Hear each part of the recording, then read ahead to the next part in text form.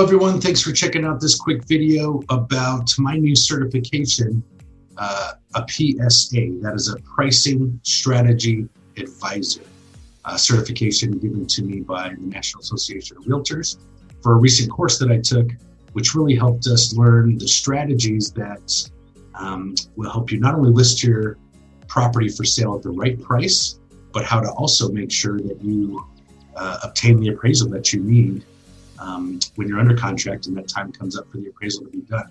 So we learned what strategies appraisers look at, what they're looking for, how they're comparing properties, and also learned about how to price your property properly to make sure it sells the fastest and for the highest amount.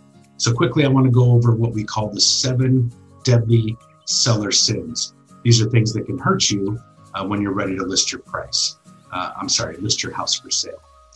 The first one is pricing higher than the competition.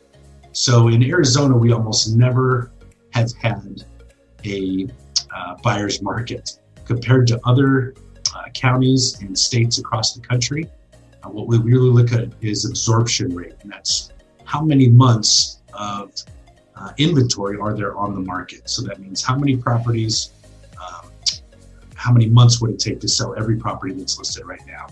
Phoenix and the whole Maricopa County has generally, across the country, one of the shortest absorption rates ever. Typical is 4 to 5 months, even 6 in like the Midwest. We rarely are ever higher than 3. Right now in 2021, we're in absolute seller's market where it's lasting longer, less than a month. One of the biggest things that push this absorption rate out and make your property last longer on the market is pricing it too high. So the guy down the street sells his house for $400. You immediately think that you could sell yours for $410. Well, it doesn't necessarily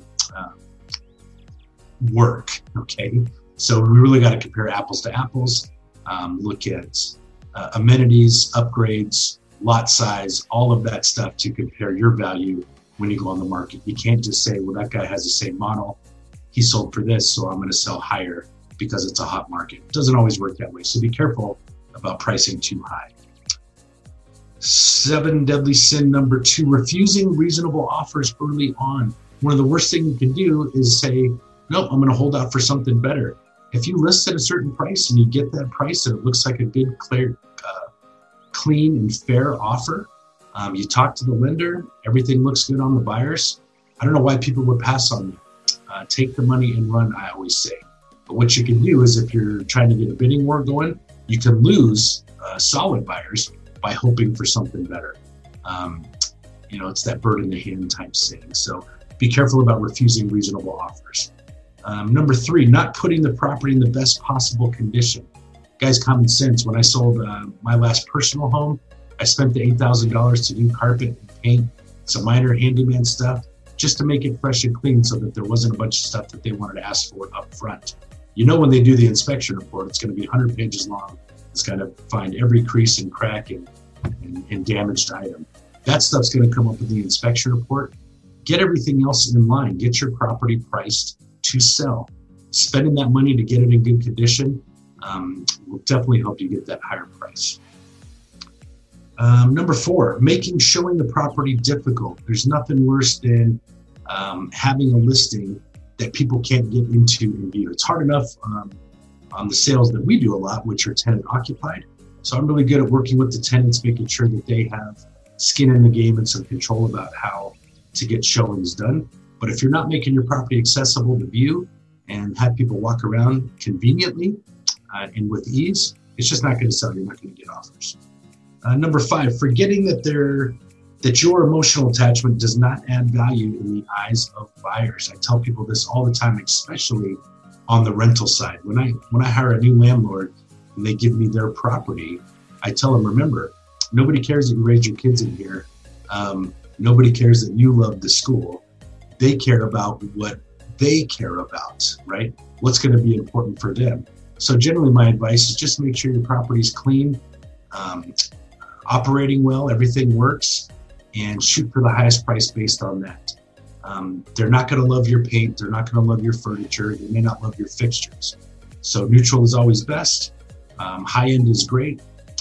But remember, they just don't care about your emotions because their emotions are going to be totally different. Number 6, blaming the agent for the market. Guys, the market is what the market is. If you don't hire a good agent, you're going to know pretty quickly, but your agent should be capable of giving you good advice. It's your job to accept that advice from your agent. Trust me, I know as well as anybody living here in Phoenix, everyone is a real estate expert. My friends, my family members, our vendors, everybody knows about real estate. Everyone can talk about it. But if they're not in it every single day, what do they know? One of the biggest misconceptions is price per square foot matters for appraisers. It absolutely does not. They don't even look at price per square foot. But if you're in a conversation at a dinner party or at lunch, or even just talking casually to a friend, you're going to hear price per square foot. Again, have your agents give you the advice. Be willing to accept that advice. They've been trained on how to help you get the most money. Trust them. Trust me. Number 7, resisting a timely price reduction, causing market aging. So I see this a lot. We talked about this in sin number 1. If you price too high, you can really hurt yourself. If you're not willing to lower your price and get aggressive, if your property's sitting, a property sitting on the market is really unattractive to buyers. They feel something's wrong. It kind of becomes stigmatized, okay? Then you also start getting a bunch of lowball offers from guys that just want to snag it from you and steal it and flip it, or, make some money off of you. It's fine if somebody makes money off of you as long as you get what you want. But by pricing too high, shooting for the moon, it can sometimes cost you. So again, be really clear about the comps that you're looking at and price accordingly. It's always good to be aggressive. If you do get a bidding war, great. But just be careful about shooting for that in the onset. Pricing too high, you're going to lose people and you're going to be on the market too long. So I hope you found this useful. Those are the 7 deadly sins. And again, just wanted to talk to you a little bit about my new certification, the Pricing Strategy Advisor.